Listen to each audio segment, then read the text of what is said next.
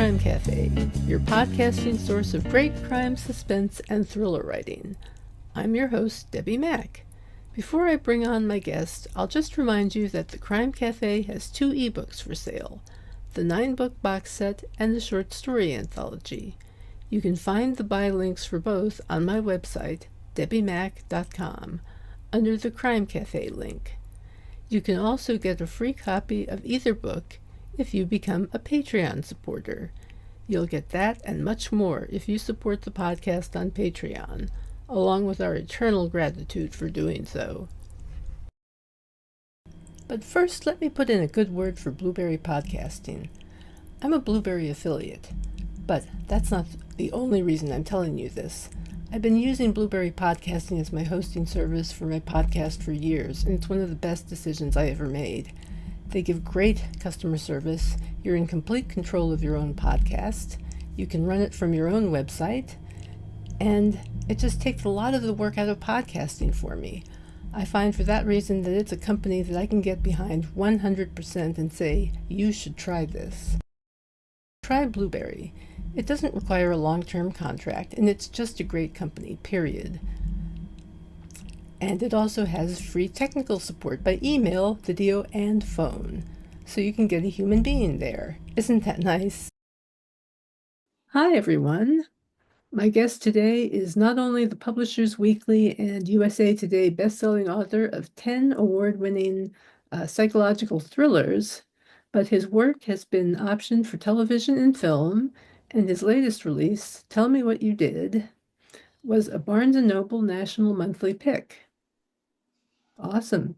He also hosts the podcast Making It Up, which provides, and is founder of the Unbound Writer Company, which provides coaching services, writing retreats, and online courses.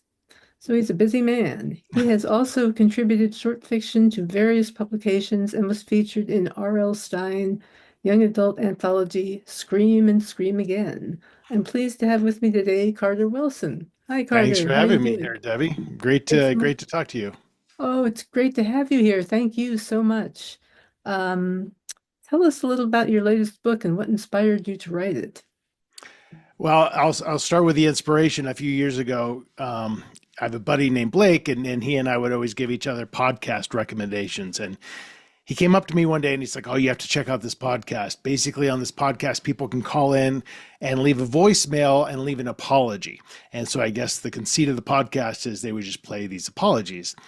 And the human part of my brain thought that was pretty cool. The thriller writer part of my brain immediately thought, well, what if it wasn't a podcast? What if it was a confession? And so that was kind of the nugget of the idea for my book. And I don't outline, so I never know where my book's going. But ultimately, Tell Me What You Did follows the story of 30-year-old Poe Webb, who is the host of the nation's top true crime podcast called Tell Me What You Did. And, and that's the conceit of the podcast. People call in and they can confess to crimes anonymously. And if Poe believes them, then they kind of have a discussion about the criminal mind. And then one day she has this really creepy guest on who seems vaguely familiar to her. And his confession is that he murdered Poe's mother. Now, of course, Poe knows her mother was murdered. Poe actually witnessed her mother's murder when she was 13. But the thing that's sticking with her, she realizes this can't be the guy because Poe spent 8 years of her life tracking down that murderer and killing him herself. So she's forced with the question, who is this guy? And if he is telling the truth, who did I kill? So that's kind of the setup for the book. Wow, that's a very intriguing setup, I have to say. I just started it, and the way you structure the beginning is it just pulls you right in. Oh, good. I thought it was so intriguing. It's basically like a podcast within a podcast. Yeah, there's interspersed throughout the chapters is kind of a cut up podcast transcript between these two individuals. And that ultimate conversation takes place at the end of the book, but you're seeing glimpses of that conversation throughout the story. That sounds fantastic. So is this kind of a commentary on true crime podcasting? Do you have any feelings about why it is that people gravitate to true crime podcasts?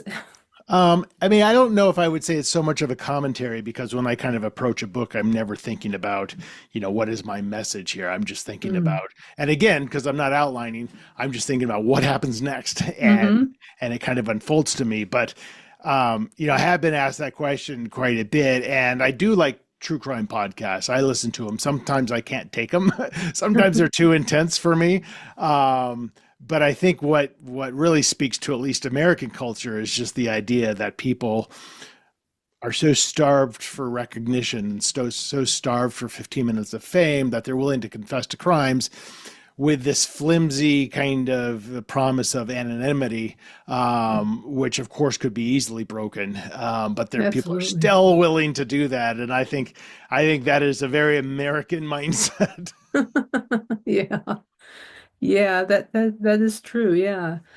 Are there particular ideas that you tend to gravitate toward when you tell a story? Is there a type of story that you enjoy telling particularly? My first book I wrote, and I didn't even know it was a thriller. It was my agent who told me what a thriller was. I was so ignorant, I didn't even know what thrillers were. But I always gravitate to stories that just have inherent conflict, that have kind of a protagonist who's maybe a little damaged and is trying to almost find a way to heal, but realizes the only way to heal is to potentially go through more trauma. Hmm. And so I just love a setup where I just get to throw things at my protagonist and just see how they react and just say, you're going to fail a lot before you succeed. And I think that adds to the tension, but it's just because it allows me to kind of from a safe distance get to say like, what would I do in this situation? And that brings me joy when I write. Hmm. Hmm. Do you tend to focus on everyday sort of people as protagonists as opposed to people with powers or, influence? For sure. Yeah. And certainly I stay away from people who have very specialized jobs, um, because that would be research for me and that Hmm. feels like homework. Exactly. Uh, I, so I don't know if I would call them everyday people because usually they have had things happen to them in their past that, make them broken, in a way, but certainly on the face of things, they're fairly ordinary people. Hmm. Yeah, yeah.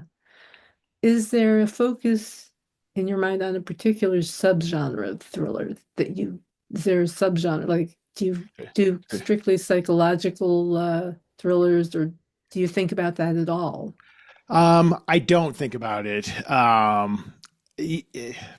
There are so many subgenres, and I feel like there's new ones being created every day. And I've been labeled many different things from anything from like thriller blending into horror to domestic suspense to psychological thrillers. The domestic aspect, I feel, meaning familial, there's usually family elements. That's pretty consistent throughout my books. There's usually some kind of father mother figure that either something's happened to or there's a relationship that's either healthy or fractured but is central. Sisters. So I think domestic is but the main thing for me, the psychological aspect is heavy because I usually write from a first person present tense point of view. So you are in the immediacy of this person's mind, typically for the entire book. So I love the idea of memory that's not consistent. I love the idea of, the trauma having kind of warped a perception of reality, and so having to first somebody narrate the novel who may or may not be willingly unreliable is kind of interesting to me. Hmm. Hmm. This is all lending itself so well to adaptability to film. I have to say, Hey, the fingers present crossed. tense stuff, the something thrown at the protagonist that they have to really fight to overcome, all of those things. Great stuff. Thank you. Um, so what kind of writing schedule do you tend to keep? um, a pretty light one. I've when I started writing, I had a corporate job that I maintained for a couple decades after I started writing, and I my advice to any aspiring writer out there is not to quit your day job because Hmm. it's very tough. It's a tough industry. So I've learned over time just to write an hour a day, and I still maintain that schedule. I write in the mornings. And when I'm actively drafting, it's like, kind of a 500 to 700 word goal, daily goal. But I don't write more than an hour. It's very rare that I do. And I also don't miss a day. It's very rare that I Hmm. do that either. So with that schedule, I can have a draft done, if I can figure out what I'm doing in about 6 months. So I try to do about a book a year published. And that keeps me, I think, my name out there without killing me because there's so many other things you have to do during the day to support writing. And I have other companies as well. So, That's right. um, Yeah. Yeah. I mean, you got to find the time to do the writing. That's the thing. That's the trick. right. And And you've got to make persist sure at you're it. not. What I fear is like, could you write 4 hours a day? Of course you can, but I think you have to build up to it. But I think for me, I really have to trust the story. And, and again, going back to the idea that I'm not outlining and I don't know what's coming next, there's a pace at which it unfolds to me. And I think if I try to force it, if I try to put in those extra hours, I might be going down a wrong path. So Yeah. I tend to be consistent, but not overdo it. That's interesting. What's interesting is you're probably the first person I've spoken to who is a complete pantser in Hmm. terms of the plot, because a lot of people I talk to say, well, I'm a little bit plotty and a little bit pants, I Yeah. have a general idea and all this kind of stuff. But you seem to be a complete pantser, just Yeah. taking It's a, everything it's a curse. literally as it occurs to you. I mean, and I recommend to every writer to try multiple ways because you will Yeah. eventually find that method that is organic to your nature. I mean, I'll give you an example. I'm writing something now, and I had kind of again the opening scene idea, but not much more than that. I'm like, I am going to outline 20% of this book before I start. And I sat there for 2 days and I just couldn't figure it out. And the moment I wrote the first paragraph, things start to reveal themselves to me. And so I'm Hmm. convinced personally that my outline is fully formed in my head. I just need to write in order to tap into the subconscious part that is releasing it little bits at a time. Because it's not like I change my books massively after I write that first draft. I just physically need to be in the act of writing to know what might happen next. Do you usually have an end goal in mind in terms of where you want the story to No. end? No. I mean, I Interesting. know, I know what's not going to happen. I'm not going to like, have Hmm. my protagonist like hit by a truck on the last page. Um, but usually around 80%, 70 to 80% in, I start to get an idea of how it might end. But not usually before that. Hmm. How much research do you do before you write or during the writing process? I don't do much. I mean, I do obviously all the research I need to do that supports the book to make it as believable as possible. I usually just don't set myself up for a story that requires that. Once in a while, like I might have a secondary POV that might be a detective. And in that case, I've got a friend who's a detective and I'll feed him pages. I'm like, does this make any sense to you? And then, but the beautiful thing about writing first person present tense from kind of a everyday character, that character walks around the corner and there's somebody pointing a gun at her face. She's not thinking, oh, that's a Walter PPK 9 millimeter. Right. They're like, there's a gun in my face. Exactly. So you don't really, but there are times where you do have to, obviously look things up. If it's a setting that you're not familiar with, you either go there or you make sure that you're doing it justice by that kind of research. But that's usually the extent of it. Yeah, yeah. Just enough to make it feel real. Yeah, because you're not going to like fool everybody, but you think about what you like to read and what resonates with you, and you kind of try to adhere to those standards. Exactly. Yeah. What author would you say has been most influential and inspiring for for your writing journey? There's so many. And it's funny Yes. because I mostly read nonfiction. But, I grew up on Stephen King, clearly. And I think, someone like Stephen King, you learn depth of character and, maybe not even so much plot, but just emotion. I think he's a master at that. Then you look at somebody like Cormac McCarthy, who not only do I not write like, but I could never write like him. That's Mm. but when you read him, you realize like, wow, his writing forces me to read every word. Why is that? And I think Mm. from him you realize how to distill, how to take a paragraph and put it and put that whole sensation of that paragraph into two or three words. By just choosing and that all happens in the editing where you realize like this feels a little bit lengthy to me. What am I trying to say and how can I make that visceral? But there's a tremendous number of authors that I've read who just, they just tap in your head somewhere and you start to realize like, oh, this is sounding a little bit like Harlan Coben or whomever. Let's see. Have you ever considered writing a series? Not seriously. Series are a tricky thing. As a True. new author, you really have to have the series to go to a publisher or to an agent. You can't just say, I could, you bought my book, great, but let's make this a series. And they'll say, slow down. We don't know how this book's going to do first. And so that's kind of how it started for me. And then I've always just written standalones, and I just love, where are we going this time? Who's our cast? That's so exciting for me. And also, when you start having fairly everyday characters, how much stuff can possibly happen to them Hmm. that Hmm. you can extend into a series? So I certainly would never say never. But at this point, I just love, going to a new world each time. Yeah, yeah, there is something kind of nice about going into something totally different, a different situation with a different set of people dealing with Totally. a problem. Yep, I agree.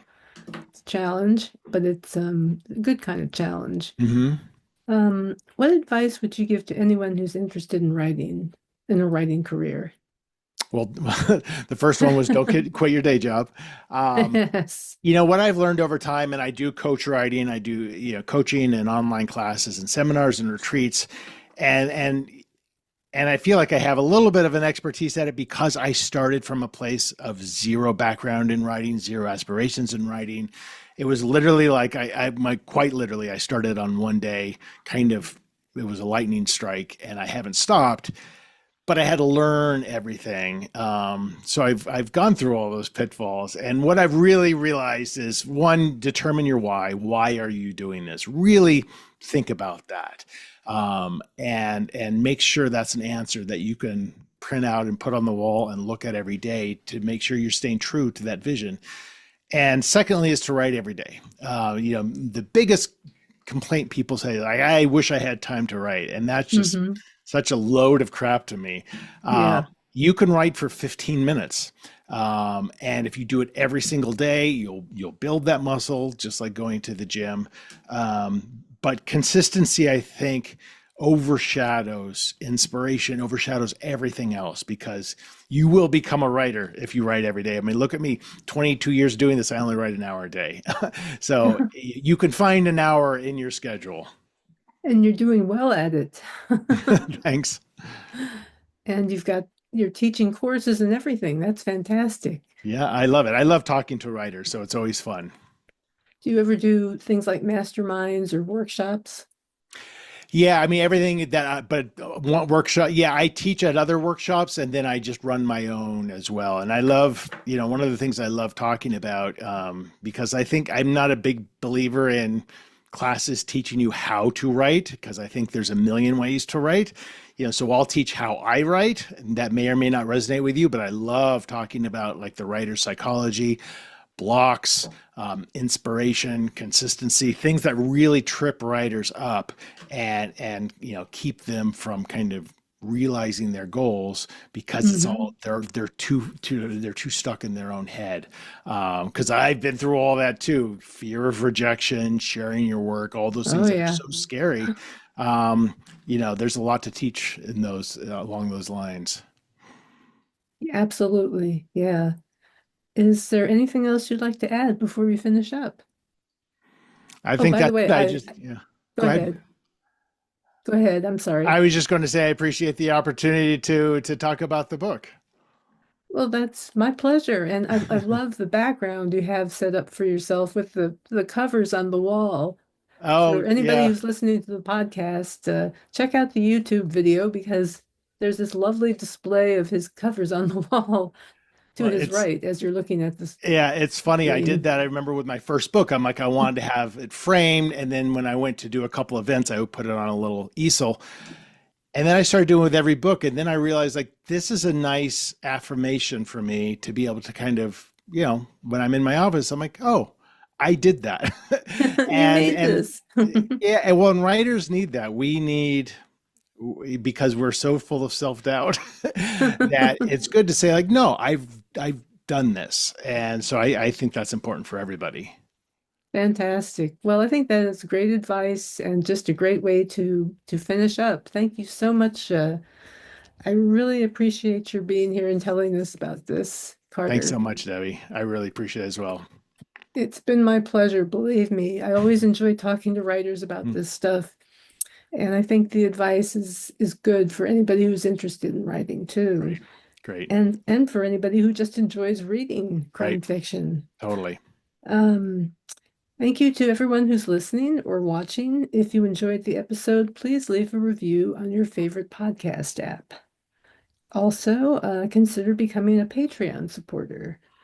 Check out our different episodes on Patreon as well as our perks, which we put ad-free episodes up there, so keep that in mind. Also, we have different perks at different tiers, so please give that some consideration. Helps to support the effort here and keep us in business. Our next episode will feature Brenda Chapman.